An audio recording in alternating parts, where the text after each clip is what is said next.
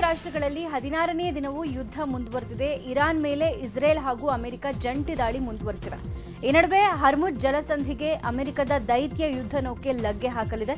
ಅಗತ್ಯ ಬಿದ್ದರೆ ಬಾಂಬ್ ದಾಳಿ ಮಾಡ್ತೇವೆ ಅಂತ ಅಮೆರಿಕ ಅಧ್ಯಕ್ಷ ಡೊನಾಲ್ಡ್ ಟ್ರಂಪ್ ಹೇಳಿದ್ದಾರೆ. ಎಕ್ಸ್ನಲ್ಲಿ ಮಾಹಿತಿ ಹಂಚಿಕೊಂಡಿರುವ ಅವರು ಚೈನಾ, ಫ್ರಾನ್ಸ್, ಜಪಾನ್, ದಕ್ಷಿಣ ಕೊರಿಯಾನೂ ದಾಳಿ ಮಾಡಲಿ. ಗಲ್ಫ್ನಿಂದ ತೈಲ ಪಡೆಯೋ ಎಲ್ಲಾ ದೇಶಗಳು ಇರಾನ್ ಕಡಲ ತೀರಕ್ಕೆ ಯುದ್ಧ ನೌಕೆಗಳನ್ನು ಕಳಿಸಬೇಕು ಅಂತ ಟ್ರಂಪ್ ಟ್ರೂತ್ನಲ್ಲಿ ಮನವಿ ಮಾಡಿದ್ದಾರೆ. ಶೀಘ್ರವೇ ಹರ್ಮುಜ್ ಜಲಸಂಧಿ ಮುಕ್ತಗೊಳಿಸ್ತೀವಿ ಅಂತ ಎಕ್ಸ್ನಲ್ಲಿ ಅಮೆರಿಕ ಅಧ್ಯಕ್ಷ ಡೊನಾಲ್ಡ್ ಟ್ರಂಪ್ ಘೋಷಣೆ ಮಾಡಿದ್ದಾರೆ. ಹರ್ಮುಜ್ ಜಲಸಂಧಿ ವಶಕ್ಕೆ ಪಡೆದರೆ ಇರಾನ್ ಶಿರಚ್ಛೇದ ಆದಂತೆ. ಈಗಾಗಲೇ ಇರಾನ್ನ ಮಿಲಿಟರಿ ಸಾಮರ್ಥ್ಯವನ್ನ 100% ನಾಶ ಮಾಡಿದೆ. ಅವರು ಒಂದೆರಡು ಡ್ರೋನ್ ಕಳಿಸಿ ಅಡ್ಡಿ ಮಾಡಬಹುದು. ಹರ್ಮುಜ್ ಜಲಸಂಧಿಯನ್ನ ಇರಾನ್ ಕೃತಕವಾಗಿ ನಿಯಂತ್ರಿಸ್ತಾ ಇದೆ. ಅಮೆರಿಕದ ಪ್ರಯತ್ನಕ್ಕೆ ಅನೇಕ ದೇಶಗಳ ಬೆಂಬಲ ಇದೆ ಅಂತ ಘೋಷಣೆ ಮಾಡಿದ್ದಾರೆ. ಇರಾನ್ನ ತೈಲ ರಫ್ತನ್ನ ನಿಯಂತ್ರಿಸೋ ಖಾರ್ಗ್ ದ್ವೀಪದ ಮೇಲೆ ಅಮೆರಿಕ ಕ್ಷಿಪಣಿ ದಾಳಿ ಮಾಡಿದೆ. 90% ಇರಾನ್ನ ತೈಲ ರಫ್ತನ್ನ ಇಲ್ಲಿಂದಲೇ ನಡೆಸಲಾಗುತ್ತೆ. ಇದರೊಂದಿಗೆ ಇರಾನ್ನ ಆರ್ಥಿಕ ಹೃದಯ ಭಾಗಕ್ಕೆ ಅಮೆರಿಕ ಕ್ಷಿಪಣಿ ದಾಳಿ ಮಾಡಿದೆ. ಆದರೆ ಖಾರ್ಗ್ನ ಎಲ್ಲಾ ತೈಲಗಾರಗಳ ಮೇಲೆ ದಾಳಿ ಮಾಡಿಲ್ಲ. ಇದಕ್ಕೆ ಟ್ರಂಪ್ ಕಾರಣವನ್ನು ಕೊಟ್ಟಿದ್ದಾರೆ. ಹರ್ಮುಜ್ ಜಲಸಂಧಿಯಲ್ಲಿ ಹಡಗುಗಳನ್ನು ತಡೆದ್ರೆ ಇಡೀ ಖಾರ್ಗ್ ತೈಲಾಗಾರಗಳನ್ನು ನಾಶಪಡಿಸೋದಾಗಿ ಟ್ರಂಪ್ ಎಚ್ಚರಿಕೆ ಕೊಟ್ಟಿದ್ದಾರೆ. ಅಮೆರಿಕದ ಬೆದರಿಕೆಗೆ ಇರಾನ್ ಕೂಡ ತಿರುಗೇಟು ಕೊಟ್ಟಿದೆ. ಈ ಬಗ್ಗೆ ಪ್ರತಿಕ್ರಿಯೆ ಕೊಟ್ಟಿರುವ ಇರಾನ್ನ ಸಂಯುಕ್ತ ಸೈನ್ಯಾಧಿಕಾರಿ ಇಬ್ರಾಹಿಂ ಝೋಲ್ಫಾಘಾರಿ, ಅಮೆರಿಕ ನಮ್ಮ ಆರ್ಥಿಕತೆಯನ್ನ ಟಾರ್ಗೆಟ್ ಮಾಡಿದ್ರೆ ನಾವು ಸುಮ್ಮನೆ ಕೂರಲ್ಲ. ಅಮೆರಿಕ ಮಿತ್ರ ರಾಷ್ಟ್ರಗಳ ಎಲ್ಲಾ ತೈಲಗಾರಗಳ ಮೇಲೆ ದಾಳಿ ಮಾಡೋ ಎಚ್ಚರಿಕೆಯನ್ನ ಕೊಟ್ಟಿದ್ದಾರೆ. ಇರಾನ್ ಮತ್ತು ಅಮೆರಿಕ ತೈಲ ವ್ಯೂಹ ರಚಿಸ್ತಾ ಇವೆ. ಯುದ್ಧ ಘೋಷಿಸಿರುವ ಅಮೆರಿಕ ಹಿಂದೆ ಸರಿಯುವಂತಲ್ಲ. ಇರಾನ್ ಸೋಲನ್ನ ಒಪ್ಕೊಳ್ತಾ ಇಲ್ಲ. ಹೀಗಾಗಿ ತೈಲ ಅಭಾವ ಸೃಷ್ಟಿಸಿ ಜಾಗತಿಕ ರಾಷ್ಟ್ರಗಳ ಮಧ್ಯಪ್ರವೇಶಕ್ಕೆ ಎರಡೂ ದೇಶಗಳು ತಂತ್ರ ರೂಪಿಸಿದಂತಿದೆ. ತೈಲ ಬಾವಿಗಳನ್ನು ಗುರಿಯಾಗಿಸಿದ್ರೆ ಜಗತ್ತಿನಾದ್ಯಂತ ತೈಲಕ್ಕಾಗಿ ಹಾಹಾಕಾರ ಶುರುವಾಗುತ್ತೆ. ತೈಲ ಬೆಲೆ ಗಗನಕ್ಕೇರುತ್ತೆ. ಅಮೆರಿಕದ ಮೇಲೆ ಜಾಗತಿಕ ರಾಷ್ಟ್ರಗಳು ಒತ್ತಡ ಹೇರುತ್ತವೆ ಅನ್ನೋದು ಇರಾನ್ನ ತಂತ್ರ. ಬೆಂಗಳೂರು ಸೇರಿದಂತೆ ರಾಜ್ಯದ ಬಹುತೇಕ ಕಡೆ ಕಮರ್ಷಿಯಲ್ ಗ್ಯಾಸ್ ಸಿಲಿಂಡರ್ ಅಭಾವ ಉಂಟಾಗಿದೆ. ಇದರ ಮಧ್ಯೆನೂ ಬೆಂಗಳೂರಿನ ದೊಡ್ಡ ದೊಡ್ಡ ಹೋಟೆಲ್ಗಳಿಗೆ 3 ದಿನಗಳ ಹಿಂದೆಯೇ ರಾತ್ರೋರಾತ್ರಿ ಗ್ಯಾಸ್ ಪೂರೈಕೆ ಆಗಿದೆ. ಲೋಡ್ ಗಟ್ಟಲೆ ರೆಸ್ಟೋರೆಂಟ್ಗಳಿಗೆ ಸಿಲಿಂಡರ್ ತರಲಾಗಿದೆ. ಆದರೆ ಗ್ಯಾಸ್ ಏಜೆನ್ಸಿಗಳು ಮಾತ್ರ ಸಿಲಿಂಡರ್ ಇಲ್ಲ ಅಂತ ಹೇಳ್ತಾ ಇವೆ. ಒಂದೊಂದು ಹೋಟೆಲ್ಗೆ 40 ರಿಂದ 50 ಸಿಲಿಂಡರ್ ಪೂರೈಕೆ ಮಾಡಿರೋ ಬಗ್ಗೆ ಖಚಿತ ಮಾಹಿತಿ ಸಿಕ್ಕಿದೆ. ಗ್ಯಾಸ್ ಏಜೆನ್ಸಿಗಳು ದೊಡ್ಡ ದೊಡ್ಡ ಹೋಟೆಲ್ಗಳಿಗೆ ಮಾತ್ರ ಕೊಡ್ತಾ ಇರುವುದು ಹಲವು ಅನುಮಾನಗಳಿಗೆ ಕಾರಣ ಆಗಿದೆ. ಇನ್ನು ಚಾಮರಾಜನಗರ ಜಿಲ್ಲೆ ಗುಂಡ್ಲುಪೇಟೆಯಲ್ಲಿ ಹಲವು ಹೋಟೆಲ್ಗಳು ಬಂದ್ ಆಗಿದೆ. ಕಮರ್ಷಿಯಲ್ ಗ್ಯಾಸ್ ಸಿಲಿಂಡರ್ ಕೊರತೆ ಹಿನ್ನೆಲೆ ಪ್ರಸಿದ್ಧ ಉದ್ಯಮ್ ಭವನ ಸೇರಿದಂತೆ 10ಕ್ಕೂ ಹೆಚ್ಚು ಹೋಟೆಲ್ಗಳು ಬಾಗಿಲು ಮುಚ್ಚಿದೆ. ಇವರಿಗೂ ಸ್ಟಾಕ್ ಇದ್ದ ಸಿಲಿಂಡರ್ ಬಳಸಿಕೊಂಡು ತೆರೆದಿದ್ದ ಹೋಟೆಲ್ಗಳು ಇದೀಗ ಬಂದ್ ಮಾಡಿದ್ದಾರೆ. ಪರಿಸ್ಥಿತಿ ಇದೇ ರೀತಿ ಮುಂದುವರೆದ್ರೆ ಇನ್ನಷ್ಟು ಹೋಟೆಲ್ಗಳು ಬಂದ್ ಆಗೋ ಸಾಧ್ಯತೆ ಇದೆ. ಬೆಂಗಳೂರಿನ ಸ್ಟ್ರೀಟ್ ಫುಡ್ ವ್ಯಾಪಾರಿಗಳು ಗ್ಯಾಸ್ ಬಿಸಿ ತಟ್ಟಿದೆ. ಕಾರ್ಪೊರೇಷನ್ ಸರ್ಕಲ್ ಬಳಿಯ ಬೀದಿ ಬದಿ ವ್ಯಾಪಾರಿಗಳು ಗೃಹ ಬಳಕೆ ಸಿಲಿಂಡರ್ ತಂದು ಅಡುಗೆ ಮಾಡ್ತಿದ್ದಾರೆ. ಗ್ಯಾಸ್ ಖರ್ಚಾಗುತ್ತೆ ಅಂತ ತಿಂಡಿ ತಯಾರಿ ಪ್ರಮಾಣವನ್ನು ಕಡಿಮೆ ಮಾಡಿದ್ದಾರೆ. ಕಮರ್ಷಿಯಲ್ ಸಿಲಿಂಡರ್ ಸಿಗದೆ ಮನೆಯಿಂದ ಸಿಲಿಂಡರ್ ತಂದಿದ್ದೀವಿ ಅಂತ ಹೇಳಿದ್ದಾರೆ. ದಾವಣಗೆರೆ ನಗರದ ಕಬ್ಬೂರು ಬಸಪ್ಪ ನಗರದಲ್ಲಿ ಅಕ್ರಮ ಗ್ಯಾಸ್ ರೀಫಿಲ್ಲಿಂಗ್ ಮನೆ ಮೇಲೆ ಅಧಿಕಾರಿಗಳು ದಾಳಿ ಮಾಡಿದ್ದಾರೆ. ಮನೆ ಬಳಕೆ ಸಿಲಿಂಡರ್ನಿಂದ ಆಟೋಗಳಿಗೆ ಫಿಲ್ಲಿಂಗ್ ಮಾಡಲಾಗ್ತಾ ಇತ್ತು. ಖಚಿತ ಮಾಹಿತಿಯ ಆಧಾರದ ಮೇರೆಗೆ ಆರ್ಎಂಸಿ ಪೊಲೀಸರು ಹಾಗೂ ಆಹಾರ ಇಲಾಖೆಯ ಅಧಿಕಾರಿಗಳು ಜಂಟಿ ದಾಳಿ ನಡೆಸಿ ವಿವಿಧ ಕಂಪನಿಯ 6 ಸಿಲಿಂಡರ್ ಹಾಗೂ ಓರ್ವನನ್ನ ವಶಕ್ಕೆ ಪಡೆದಿದ್ದಾರೆ. ಮಧ್ಯಪ್ರಾಚ್ಯ ಯುದ್ಧ ಹಿನ್ನೆಲೆ ದೇಶದೆಲ್ಲೆಡೆ ಗ್ಯಾಸ್, ಪೆಟ್ರೋಲ್, ಡೀಸೆಲ್ ಅಭಾವ ಎದುರಾಗಿದೆ ಅನ್ನೋ ಕೃತಕ ಅಭಾವ ಸೃಷ್ಟಿಸೋ ಪ್ರಯತ್ನ ಕೆಲವರಿಂದ ನಡೀತಾ ಇದೆ. ಕೆಲ ಏಜೆನ್ಸಿಗಳು ಅನಧಿಕೃತವಾಗಿ ಸ್ಟಾಕ್ ಇಟ್ಕೊಳ್ತಾ ಇದ್ದಾರೆ. ಕೆಲವರು ಲಭ್ಯತೆ ಇದ್ರೂ ಅದನ್ನು ಅಕ್ರಮವಾಗಿ ಸ್ಟಾಕ್ ಮಾಡಿಟ್ಕೊಂಡು ಗ್ರಾಹಕರಿಗೆ ಕೊಡದೆ ಹೆಚ್ಚು ಬೆಲೆಗೆ ಕಾಳಸಂತೆಯಲ್ಲಿ ಮಾರಾಟ ಮಾಡ್ತಿದ್ದಾರೆ. ಇಂಥ ಕಾಳಸಂತೆಕೋರರ ಬಗ್ಗೆ ನಿಮ್ಮ ಗಮನಕ್ಕೆ ಬಂದ್ರೆ ನೀವು ಇಂಥ ಕಾಳಸಂತೆಕೋರರ ಕೃತ್ಯವನ್ನ ಕಂಡ್ರೆ ತಕ್ಷಣ ವಿಡಿಯೋ ಮಾಡಿ ನ್ಯೂಸ್ 18 ಕನ್ನಡಕ್ಕೆ ಕಳಿಸಿ. ನಾವು ಅದನ್ನ ಸಂಬಂಧಪಟ್ಟ ಇಲಾಖೆಗೆ ತಲುಪಿಸೋ ಕಾರ್ಯ ಮಾಡ್ತೀವಿ. ನ್ಯೂಸ್ 18 ಜೊತೆ ಕೈ ಜೋಡಿಸಿ ಕೃತಕ ಅಭಾವ ಸೃಷ್ಟಿಯಾಗೋದನ್ನ ತಪ್ಪಿಸಿ. ಇದು ನ್ಯೂಸ್ 18 ಕಳಕಳಿ. ಗ್ಯಾಸ್, ಪೆಟ್ರೋಲ್, ಅಡುಗೆ ಎಣ್ಣೆ ಅನಧಿಕೃತವಾಗಿ ಸ್ಟಾಕ್ ಮಾಡ್ತಿದ್ದಾರಾ? ಕಾಳಸಂತೆಯಲ್ಲಿ ಮಾರಾಟ ಮಾಡ್ತಿದ್ದಾರಾ? ಕೃತಕ ಅಭಾವ ಸೃಷ್ಟಿ ಮಾಡ್ತಿದ್ದಾರಾ? ಅಕ್ರಮ ವೀರರ ವಿರುದ್ಧ ನ್ಯೂಸ್ 18 ಸಮರ.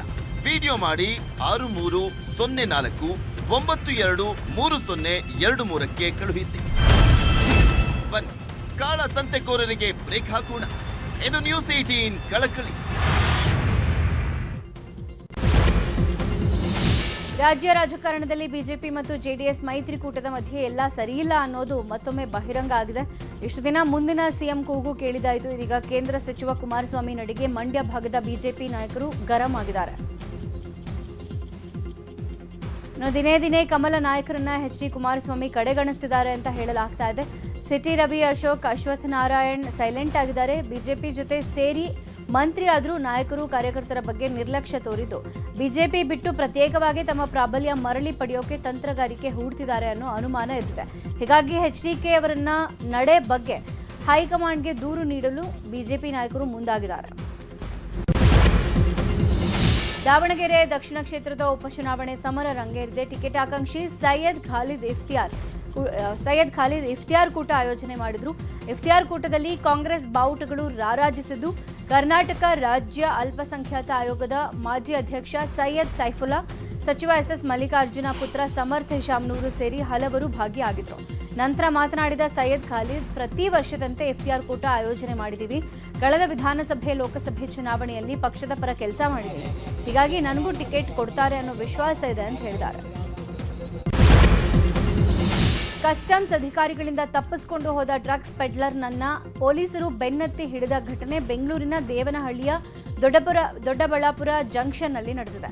ಬ್ಯಾಂಕಾಕ್ನಿಂದ ಪೆಡ್ಲರ್ ಡ್ರಗ್ಸ್ ಸರಬರಾಜು ಮಾಡ್ತಾ ಇದ್ದ ಏರ್ಪೋರ್ಟ್ನಲ್ಲಿ ಕಸ್ಟಮ್ ಅಧಿಕಾರಿಗಳು ಆರೋಪಿಯನ್ನ ಬಂಧಿಸಿದ್ದು ವೈದ್ಯಕೀಯ ಪರೀಕ್ಷೆಗೆ ಕರೆದೊಯ್ತಾ ಇದ್ದ ವೇಳೆ ಆರೋಪಿ ಎಸ್ಕೇಪ್ ಆಗಿದ್ದ.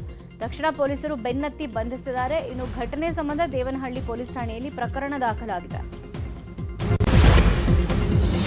ಬೆಂಗಳೂರು ಪೊಲೀಸರ ಮೇಲೆ ಡಿಜಿಐಜಿಪಿ ಸಲೀಂ ಗರಂ ಆಗಿದ್ದಾರೆ. ಇತ್ತೀಚೆಗೆ ನಗರದಲ್ಲಿ ರಿಕವರಿ ಕಡಿಮೆ ಆಗ್ತಿದೆ, ಯಾಕೆ ಪೊಲೀಸರು ಕೆಲಸ ಮಾಡ್ತಾ ಇಲ್ವಾ ಅಂತ ಕಿಡಿಕಾರಿದ್ದಾರೆ. ಆರೋಪಿಯನ್ನ ಬಂಧಿಸೋದು ಮಾತ್ರ ಅಲ್ಲ, ಶಿಕ್ಷೆ ಕೊಡಿಸೋದು ಮುಖ್ಯ ಅಂತ ಹೇಳಿದ್ರು. ಈ ನಿಟ್ಟಿನಲ್ಲಿ ಕೆಲಸಗಳಾಗಬೇಕು ಅಂತ ಕ್ಲಾಸ್ ತಗೊಂಡ್ರು. ಇನ್ನು ಪ್ರತಿ ಡಿವಿಷನ್ಗೂ ಖುದ್ದು ತಾವೇ ಹೋಗಿ ಮೀಟಿಂಗ್ ಮಾಡೋದಾಗಿ ಹೇಳಿದ್ದಾರೆ. ಇವತ್ತಿನಿಂದ 3 ದಿನಗಳ ಕಾಲ ಪೊಲೀಸ್ ಇಲಾಖೆಯಲ್ಲಿ ಹೈ ವೋಲ್ಟೇಜ್ ಮೀಟಿಂಗ್ ಮಾಡೋಕೆ ಡಿಜಿಐಜಿಪಿ ಮುಂದಾಗಿದ್ದು ಇಂದಿನಿಂದ ನಗರದ ಎಲ್ಲ 10 ವಿಭಾಗದಲ್ಲೂ ಅಧಿಕಾರಿಗಳ ಜೊತೆಗೆ ಮೀಟಿಂಗ್ ಮಾಡಲಿದ್ದಾರೆ. ಕಾಡು ಪ್ರಾಣಿಗಳ ಬೇಟೆಗೆ ಹೋದವರು ಮನೆ ಮೇಲೆ ಗುಂಡು ಹಾರಿಸಿರೋ ಘಟನೆ ಬೆಂಗಳೂರು ದಕ್ಷಿಣ ಜಿಲ್ಲೆ ಕನಕಪುರ ಬಳಿಯ ಜವರೇಗೌಡನ ದೊಡ್ಡಿಯಲ್ಲಿ ನಡೆದಿದೆ. ಬಂದೂಕಿನಿಂದ ಹಾರಿಸಿದ ಗುಂಡು ಕಿಟಕಿ ಬಾಗಿಲು ಒಳಹೊಕ್ಕು ಆಮೇಲೆ ಹಾಲ್ನಲ್ಲಿದ್ದ ಫ್ಯಾನ್ಗೆ ತಾಗಿದೆ. 4 ಜನರಲ್ಲಿ 2ರನ್ನ ಊರಿನ ಜನರೇ ಹಿಡಿದು ಪೊಲೀಸರಿಗೆ ಒಪ್ಪಿಸಿದ್ದಾರೆ. ಇನ್ನಿಬ್ರು ಎಸ್ಕೇಪ್ ಆಗಿದ್ದಾರೆ. ಬೇಟೆ ಆಡಿದ 3 ಮೊರಗಳನ್ನ ಸೀಸ್ ಮಾಡಿದ್ದಾರೆ. ಕನಕಪುರ ಗ್ರಾಮಾಂತರ ಪೊಲೀಸ್ ಠಾಣೆ ಇನ್ಸ್ಪೆಕ್ಟರ್ ಉಗ್ರಪ್ಪ ಸ್ಥಳಕ್ಕೆ ಭೇಟಿ ನೀಡಿ ಪರಿಶೀಲನೆ ಮಾಡಿದ್ದಾರೆ. ಪೊಲೀಸ್ ಕಸ್ಟಡಿಯಲ್ಲಿದ್ದ ನಟೋರಿಯಸ್ ಮಹಿಳಾ ಆರೋಪಿ ಎಸ್ಕೇಪ್ ಆದ ಘಟನೆ ಬೆಂಗಳೂರು ದಕ್ಷಿಣ ಜಿಲ್ಲೆಯ ರಾಮನಗರದ ಜಿಲ್ಲಾಸ್ಪತ್ರೆಯ ಸಖಿ ಕೇಂದ್ರದಲ್ಲಿ ನಡೆದಿದೆ. ತಮಿಳುನಾಡಿನ ಕುಪ್ಪಂ ಮೂಲದ ಮಾಲಾ 16 ವರ್ಷದಿಂದ ಪೊಲೀಸರ ಕೈಗೆ ಸಿಕ್ಕಿರಲಿಲ್ಲ. ಇತ್ತೀಚೆಗೆ ಮಾಗಡಿಯಲ್ಲಿ ಕಳ್ಳತನ ಮಾಡಿ ಸಿಕ್ಕಿಬಿದ್ದಿದ್ದು ಪೊಲೀಸರು ಕೋರ್ಟ್ಗೆ ಹಾಜರುಪಡಿಸಿ ಹೆಚ್ಚಿನ ವಿಚಾರಣೆಗೆ ವಶಕ್ಕೆ ಪಡೆದಿದ್ರು. ಆದರೆ ಪೊಲೀಸರಿಗೆ ಚಳ್ಳೆ ಹಣ್ಣು ತಿನ್ನಿಸಿ ಮತ್ತೆ ಎಸ್ಕೇಪ್ ಆಗಿದ್ದಾರೆ. ದೈವಗಳನ್ನ ತುಳುನಾಡಿನ ರಕ್ಷಕರು ಅಂತ ಭಾವಿಸಲಾಗಿದೆ. ಆದರೆ ದೈವಾರಾಧನೆಯ ಕ್ಷೇತ್ರದಲ್ಲಿ ದೈವ ನಿಯಮಕ್ಕೆ ಅಪಚಾರ ಆಗಿರೋ ಆರೋಪ ಕೇಳಿಬಂದಿದೆ. ಕ್ರಿಶ್ಚಿಯನ್ ವ್ಯಕ್ತಿಯೊಬ್ಬ ಬಂಟ ದೈವದ ನರ್ತನ ಸೇವೆ ವಿವಾದಕ್ಕೆ ಕಾರಣ ಆಗಿದೆ. ಫೆಬ್ರವರಿ 1ನೇ ತಾರೀಕು ಬೋಳೂರು ಜಾರಂದಾಯ ದೇವಸ್ಥಾನದಲ್ಲಿ ದೈವಗಳ ನೇಮ ನಡೆದಿತ್ತು. ಈ ವೇಳೆ ಬಂಟ ದೈವಕ್ಕೆ ಕ್ರಿಶ್ಚಿಯನ್ ಸಮುದಾಯದ ವ್ಯಕ್ತಿ ನೇಮ ಕಟ್ಟಿದ್ರು. ತಾಯಿ ಕ್ರಿಶ್ಚಿಯನ್, ತಂದೆ ಪರವ ಸಮುದಾಯಕ್ಕೆ ಸೇರಿದ ವ್ಯಕ್ತಿ ನೇಮ ಕಟ್ಟಿದ್ರು. ಆದರೆ ತಾಯಿ ಕ್ರಿಶ್ಚಿಯನ್ ಸಮುದಾಯಕ್ಕೆ ಸೇರಿರೋದ್ರಿಂದ ನಿಯಮ ಮೀರಿ ನೇಮಕ್ಕೆ ನರ್ತನ ಸೇವೆ ಮಾಡಿರುವುದು ಭಾರೀ ವಿವಾದ ಸೃಷ್ಟಿಸಿದೆ. ಧಾರವಾಡ ಈಜುಕೊಳ ಹಾಗೂ ಕ್ರೀಡಾ ಸಂಕೀರ್ಣ ಉದ್ಘಾಟನೆಗೆ ಅಧಿಕಾರಿಗಳು ವಿಳಂಬ ಮಾಡಿದ್ರು. ಈ ಬಗ್ಗೆ ಮಾರ್ಚ್ 7ನೇ ತಾರೀಕು ನ್ಯೂಸ್ 18ನಲ್ಲಿ ನಮ್ಮೂರಲ್ಲಿ ನ್ಯೂಸ್ 18 ಕಾರ್ಯಕ್ರಮದ ಮೂಲಕ ವರದಿ ಬಿತ್ತರ ಆಗಿತ್ತು. ಇದರ ಬೆನ್ನಲ್ಲೇ ಎಚ್ಚೆತ್ತ ಅಧಿಕಾರಿಗಳು ಕೊನೆಗೂ ಈಜುಕೊಳ ಹಾಗೂ ಕ್ರೀಡಾ ಸಂಕೀರ್ಣ ಉದ್ಘಾಟನೆ ಮಾಡಿದ್ದಾರೆ. ಕೇಂದ್ರ ಸಚಿವ ಮನ್ಸುಖ್ ಮಾಂಡವೀಯ, ಕೇಂದ್ರ ಯುವಜನ ವ್ಯವಹಾರ ಮತ್ತು ಕ್ರೀಡಾ ಹಾಗೂ ಕಾರ್ಮಿಕ ಆರೋಗ್ಯ ಸಚಿವರು ರಿಬನ್ ಕಟ್ ಮಾಡೋ ಮೂಲಕ ನಿನ್ನೆ ಉದ್ಘಾಟನೆ ಮಾಡಿದ್ದಾರೆ. ಕ್ರೀಡಾ ಸಂಕೀರ್ಣದಲ್ಲಿ ಕೇಂದ್ರ ಸಚಿವರು ಬ್ಯಾಡ್ಮಿಂಟನ್ ಆಡಿ ಗಮನ ಸೆಳೆದಿದ್ದಾರೆ.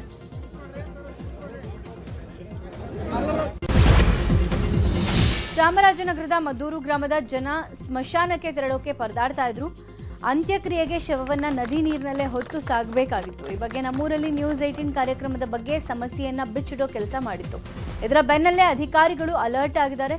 ವರದಿಗೆ ಸ್ಪಂದಿಸಿದ ಕೊಳ್ಳೇಗಾಲದ ಶಾಸಕ AR ಕೃಷ್ಣಮೂರ್ತಿ ಸುವರ್ಣವತಿ ನದಿಗೆ ಅಡ್ಡಲಾಗಿ 4 ಕೋಟಿ ವೆಚ್ಚದ ಸೇತುವೆ ನಿರ್ಮಾಣಕ್ಕೆ ಶಂಕುಸ್ಥಾಪನೆ ಮಾಡಲಾಗಿದೆ. ಬೆಂಗಳೂರಿನ HSR ಲೇಔಟ್ ಶಾಲೆ ಸಮೀಪ ರಸ್ತೆ ಬದಿ ನವಜಾತ ಶಿಶು ಪತ್ತೆಯಾಗಿದೆ. 1 ದಿನದ ಮಗುವನ್ನ ಪೋಷಕರು ರಸ್ತೆಯಲ್ಲಿ ಬಿಟ್ಟು ಹೋಗಿದ್ರು. ಸ್ಥಳೀಯರು 112ಗೆ ಕರೆ ಮಾಡಿ ಮಾಹಿತಿ ಕೊಟ್ಟಿದ್ರು.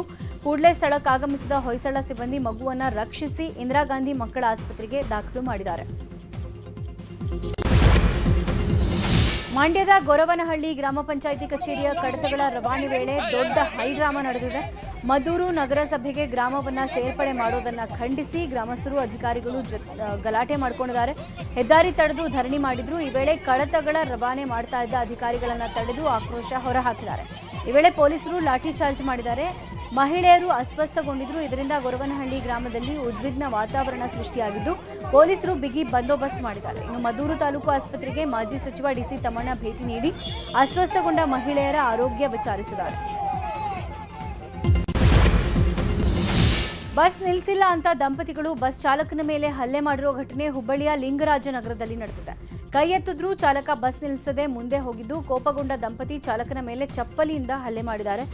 ಹಲ್ಲೆ ಪ್ರಕರಣದಿಂದ ಕೆಲಕಾಲ ಗೊಂದಲದ ವಾತಾವರಣ ನಿರ್ಮಾಣ ಆಗಿದ್ದು ಸ್ಥಳೀಯರು ಮಧ್ಯಪ್ರವೇಶ ಮಾಡಿ ಸಮಸ್ಯೆ ತಿಳಿಗೊಳಿಸಿದರು. ಟವರ್ಗೆ ಅಳವಡಿಸಿದ್ದ ಜನರೇಟರ್ ಹೊತ್ತಿ ಉರಿದಿರೋ ಘಟನೆ ಹುಬ್ಬಳ್ಳಿಯ ಅಕ್ಷಯ ಪಾರ್ಕ್ ಬಳಿ ನಡೆದಿದೆ. ಶಾರ್ಟ್ ಸರ್ಕ್ಯೂಟ್ನಿಂದ ಬೆಂಕಿ ಹೊತ್ತುಕೊಂಡಿದ್ದು ಜನರೇಟರ್ ಹೊತ್ತಿ ಉರಿದಿದೆ. ಸ್ಥಳಕ್ಕಾಗಮಿಸಿದ ಅಗ್ನಿಶಾಮಕ ಸಿಬ್ಬಂದಿ ಹರಸಾಹಸಪಟ್ಟು ಬೆಂಕಿಯನ್ನ ನಂದಿಸಿದ್ದಾರೆ. ಘಟನೆ ಸಂಬಂಧ ಗೋಕುಲ ರೋಡ್ ಪೊಲೀಸ್ ಠಾಣೆಯಲ್ಲಿ ಪ್ರಕರಣ ದಾಖಲಾಗಿದೆ. ಧಾರವಾಡದಲ್ಲಿ ಗುಡುಗು ಮತ್ತು ಬಿರುಗಾಳಿ ಸಹಿತ ಆಲಿಕಲ್ಲು ಮಳೆಯಾಗಿದೆ. ಬಿಸಿಲಿನ ಬೇಗೆಯಿಂದ ಕಂಗಾಲಾಗಿದ್ದ ಜನರಿಗೆ ವರುಣದೇವ ತಂಪೆರೆದಿದ್ದಾನೆ. ನಗರದ ಹಲವೆಡೆ ಭಾರೀ ಮಳೆಯಾಗಿದ್ದು ವಾಹನ ಸವಾರರಿಗೂ ಅಡ್ಡಿಯಾಗಿದ್ದು ಪರದಾಟ ಆಗಿದೆ. ಕೇರಳದ ತಿರುವನಂತಪುರಂನ ಉಪಮೇಯರ್ ಆಶಾನಾಥ್ ಜಿ ಉಡುಪಿಯ ಕೃಷ್ಣಮಠಕ್ಕೆ ಭೇಟಿ ಕೊಟ್ಟಿದ್ದಾರೆ. ಇತ್ತೀಚೆಗಷ್ಟೇ ಬಿಜೆಪಿಯಿಂದ ಆಯ್ಕೆಯಾಗಿ ದೇಶದ ಗಮನ ಸೆಳೆದಿದ್ದ ಆಶಾನಾಥ್ ಜಿ ಕುಟುಂಬ ಸಮೇತ ಉಡುಪಿಗೆ ಬಂದಿದ್ದು ಕೃಷ್ಣನ ದರ್ಶನ ಪಡ್ಕೊಂಡಿದ್ದಾರೆ. ಕೃಷ್ಣ ದರ್ಶನದ ಬಳಿಕ ಉಡುಪಿ ಶಿರೂರು ಮಠಾಧೀಶರಾದ ಶ್ರೀ ವೇದವರ್ಧನ ತೀರ್ಥರನ್ನ ಭೇಟಿ ಮಾಡಿದ್ದು ಮಾತುಕತೆ ನಡೆಸಿದರು. ಇನ್ನು ಈ ವೇಳೆ ಮಠದ ವತಿಯಿಂದ ನೂತನ ಉಪಮೇಯರ್ಗೆ ಗೌರವ ಅರ್ಪಣೆ ಮಾಡಲಾಗಿದೆ. ವಿಜಯಪುರದಲ್ಲಿ ರಂಭಾಪುರಿ ಪೀಠದ ಶಾಖಾಮಠದ ಭೂಮಿ ಪೂಜೆ ಕಾರ್ಯ ನೆರವೇರಿಸಲಾಗಿದೆ. ವಿಜಯಪುರದ ನವರಸಪುರ ಬಳಿ ಶಾಖಾಮಠದ ಭೂಮಿ ಪೂಜಾ ಕಾರ್ಯ ನೆರವೇರಿತು. ರಂಭಾಪುರಿ ಶ್ರೀಗಳು ಸಚಿವ ಎಂಬಿ ಪಾಟೀಲ್ ಸೇರಿದಂತೆ ವಿವಿಧ ಗಣ್ಯರು ಭಾಗಿಯಾಗಿದ್ದರು. ಕಾರ್ಯಕ್ರಮದಲ್ಲಿ ಮಾತನಾಡಿದ ಆಲಮೇಲ ಸ್ವಾಮೀಜಿ ಸಚಿವ ಎಂಬಿ ಪಾಟೀಲ್ ಮುಖ್ಯಮಂತ್ರಿ ಆಗಬೇಕು ಅಂತ ಅಭಿಪ್ರಾಯ ವ್ಯಕ್ತಪಡಿಸಿದರು. ರಂಭಾಪುರಿ ಶ್ರೀಗಳ ಮುಂದೆ ಪ್ರತ್ಯೇಕ ಲಿಂಗಾಯತ ಹೋರಾಟದ ಬಗ್ಗೆ ಸಚಿವ ಎಂಬಿ ಪಾಟೀಲ್ ಪ್ರಸ್ತಾಪ ಮಾಡಿದ್ದಾರೆ. ನಾನು ಯಾವುದೇ ರಾಜಕೀಯ ಉದ್ದೇಶದಿಂದ ಕಾರ್ಯಕ್ರಮ ಮಾಡಿಲ್ಲ. ನಾನು ಈ ಹಿಂದೆಯೇ ಮಾತು ಕೊಟ್ಟಿದ್ದು ಅದರಂತೆ ಮಾಡಿದ್ದೀನಿ. ವಿಜಯಪುರದಲ್ಲಿ ಸುಂದರವಾದ ಶಾಖಾ ಮಠ ನಿರ್ಮಾಣ ಮಾಡೋಕೆ ಸಹಕಾರ ಮಾಡ್ತೀನಿ. ನಾನು ಈ ಹಿಂದೆ ಲಿಂಗಾಯತ ಧರ್ಮದ ಬಗ್ಗೆ ಹೋರಾಟ ಮಾಡಿದ್ದೀನಿ. ನಮ್ಮಲ್ಲಿ ಆಚರಣೆ ಬೇರೆ ಇರಬಹುದು, ಆದರೆ ಉದ್ದೇಶ ಒಂದೇ ಇರುತ್ತೆ. ಎಲ್ಲ ಉಪಪಂಗಡಗಳು ಒಂದೇ ಆಗಲಿ ಅನ್ನೋದು ನಮ್ಮ ಆಶಯ ಆಗಿದೆ ಅಂತ ಹೇಳಿದ್ದಾರೆ. ಸಿಎನ್ಬಿಸಿ ಟಿವಿ 18 ನೀಡೋ ಇಂಡಿಯಾ ಬಿಸಿನೆಸ್ ಲೀಡರ್ ಅವಾರ್ಡ್ಸ್ ಕಾರ್ಯಕ್ರಮ ಮುಂಬೈನಲ್ಲಿ ಅದ್ಧೂರಿಯಾಗಿ ನಡೆದಿದೆ. ಸಾಧಕ ಕೈಗಾರೋದ್ಯಮಿಗಳ ಗುರುತನ್ನ ಮಾಡಿ ಸನ್ಮಾನ ಮಾಡೋ ಈ ಅದ್ಧೂರಿ ಕಾರ್ಯಕ್ರಮದಲ್ಲಿ ಐಸಿಸಿ ಅಧ್ಯಕ್ಷ ಜೈ ಶಾ, ಖ್ಯಾತ ನಟ ರಿಷಬ್ ಶೆಟ್ಟಿ, ಕೇಂದ್ರ ಸಚಿವ ಪಿಯೂಷ್ ಗೋಯಲ್ ಸಾಕ್ಷಿಯಾಗಿದ್ದರು. ಜೊತೆಗೆ ಟೀಂ ಇಂಡಿಯಾ ಕ್ರಿಕೆಟಿಗರಾದ ಸೂರ್ಯಕುಮಾರ್ ಯಾದವ್, ಗೌತಮ್ ಗಂಭೀರ್ ಸೇರಿದಂತೆ ಹಲವು ಖ್ಯಾತ ಕೈಗಾರಿಕೋದ್ಯಮಿಗಳು ಭಾಗಿಯಾಗಿದ್ದರು. ಸಿಎನ್ಬಿಸಿ ನ್ಯೂಸ್ 18 ನೀಡೋ ದಶಕದ ಉದ್ಯಮಿ ಪ್ರಶಸ್ತಿ ಬಿರ್ಲಾ ಸಮೂಹ ಸಂಸ್ಥೆಗಳ ಮುಖ್ಯಸ್ಥ ಕುಮಾರ್ ಮಂಗಲಂ ಬಿರ್ಲಾ ಅವರಿಗೆ ನೀಡಿ ಗೌರವಿಸಲಾಯಿತು. ಹಾಗೆ ಪ್ಯಾರಾ ಒಲಿಂಪಿಕ್ಸ್ ಆಟಗಾರ್ತಿ ಸಿಮ್ರನ್ ಶರ್ಮಾ ಅವರಿಗೆ ವರ್ಷದ ವಿಶೇಷ ಮತ್ತು ಪ್ಯಾರಾ ಸ್ಪೋರ್ಟ್ಸ್ ನಾಯಕಿ ಪ್ರಶಸ್ತಿ ನೀಡಿ ಸನ್ಮಾನ ಮಾಡಲಾಯಿತು. ಟಿಟಿಕೆ ಪ್ರೆಸ್ಟೀಜ್ನ ಅಧ್ಯಕ್ಷ ಎಮಿರೇಟ್ಸ್ ಅವರಿಗೆ ಹಾಲ್ ಆಫ್ ಫೇಮ್ ನೀಡಿ ಗೌರವ ಮಾಡಲಾಗಿದೆ. ಕನ್ನಡದ ಖ್ಯಾತ ನಟ ನಿರ್ದೇಶಕ ರಿಷಬ್ ಶೆಟ್ಟಿ ಅವರಿಗೆ ವರ್ಷದ ಮನರಂಜನಾ ನಾಯಕ ಪ್ರಶಸ್ತಿ ನೀಡಿದರೆ ಟಿ20 ವಿಶ್ವಕಪ್ ಗೆದ್ದ ಟೀಂ ಇಂಡಿಯಾ ನಾಯಕ ಸೂರ್ಯಕುಮಾರ್ ವರ್ಷದ ಅತ್ಯುತ್ತಮ ಕ್ರೀಡಾ ನಾಯಕ ಪ್ರಶಸ್ತಿಯನ್ನು ಗಳಿಸಿಕೊಂಡಿದ್ದಾರೆ. ಭಾರತ ಕ್ರಿಕೆಟ್ ತಂಡದ ಸ್ಟಾರ್ ಆಟಗಾರ ಕುಲ್ದೀಪ್ ಯಾದವ್ ತಮ್ಮ ಬಾಲ್ಯದ ಗೆಳತಿ ವಂಶಿಕಾ ಚಡ್ಡಾ ಜೊತೆ ದಾಂಪತ್ಯ ಜೀವನಕ್ಕೆ ಕಾಲಿರಿಸಿದ್ದಾರೆ. ಟೀಂ ಇಂಡಿಯಾದ ಚೈನ್ಮ್ಯಾನ್ ಖ್ಯಾತಿಯ ಯಾದವ್ ವೈವಾಹಿಕ ಜೀವನಕ್ಕೆ ಕಾಲಿಟ್ಟಿದ್ದು ಉತ್ತರಾಖಂಡದ ಮಸೂರಿಯ ಸುಂದರ ಬೆಟ್ಟಗಳ ನಡುವೆ ಸಪ್ತಪದಿ ತುಳಿದರು. ಮದುವೆ ಸಮಾರಂಭದಲ್ಲಿ ಹಲವು ಕ್ರಿಕೆಟಿಗರು ಸೇರಿದಂತೆ ಗಣ್ಯರು ಭಾಗಿಯಾಗಿ ದಂಪತಿಗೆ ಶುಭ ಹಾರೈಸಿದ್ದಾರೆ. ಸಾಹಸ ಸಿಂಹ ವಿಷ್ಣುವರ್ಧನ್ ನಟನೆಯ ಕೋಟಿಗೊಬ್ಬ ಮರು ಬಿಡುಗಡೆ ಆಗ್ತಾ ಇದೆ. ಇತ್ತೀಚೆಗಷ್ಟೇ 25 ವರ್ಷ ಪೂರೈಸಿದ ಚಿತ್ರದ ಟ್ರೇಲರ್ ಮಾರ್ಚ್ 13ನೇ ತಾರೀಕು ಬಿಡುಗಡೆ ಆಗಿತ್ತು. ಈಗ ಸಿನಿಮಾ ಏಪ್ರಿಲ್ 10ನೇ ತಾರೀಕು ರಿಲೀಸ್ ಆಗ್ತಾ ಇದ್ದು ವಿಷ್ಣು ಅಭಿಮಾನಿಗಳು ಫುಲ್ ಖುಷಿಯಾಗಿದ್ದಾರೆ.